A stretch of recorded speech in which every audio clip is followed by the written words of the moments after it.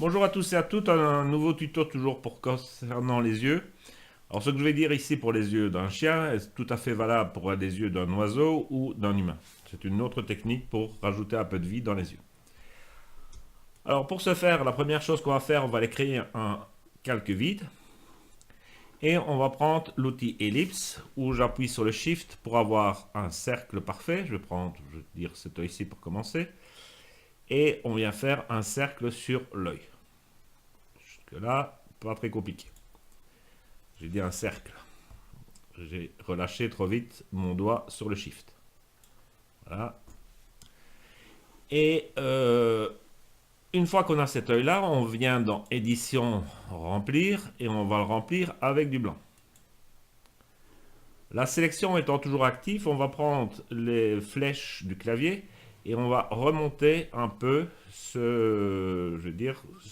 notre sélection. Et on va faire un retour arrière pour effacer ce qui est dans la sélection. Une fois que ceci est fait, je peux faire un CTRL D pour enlever la sélection. Je vais dans filtre, flou gaussien. Et je vais mettre un rayon, ça va dépendre de la résolution de l'image, je vais dire entre 2 et 3, enfin 2 et 4 à peu près, ça dépendra de la résolution et du nombre de pixels de l'image.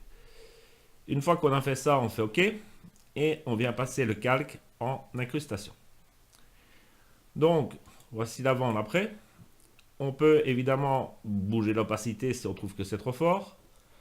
Et une fois qu'on l'a fait pour un œil, on peut le dupliquer. Alors, une fois que c'est dupliqué ici, vous voyez que c'est une autre solution pour si jamais vous trouvez que la première, une seule fois, ce n'est pas suffisant, le fait de dupliquer le masque va renforcer l'effet. Mais ici, ce n'est pas ce que je cherche. Je prends l'outil déplacement, je vérifie qu'on n'est pas en sélection automatique. Je viens cliquer sur mon calque et je viens le déplacer sur mon autre œil. Donc, voilà l'effet que ça donne.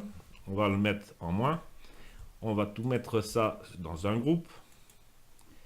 Et donc, voilà l'avant et l'après. Donc, on a remis un peu de vie.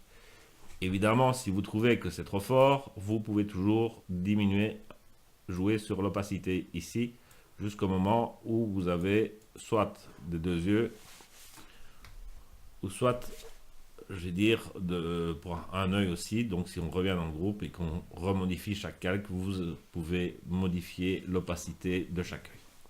Donc voilà un avant et un après. Donc c'est juste pour redonner un peu de vie dans les yeux. En général, on le met toujours sur le bas. Pourquoi? Parce qu'on a toujours de la lumière qui vient du dessus. Donc c'est normal qu'on ait quelque chose d'un peu plus éclairé vers le bas.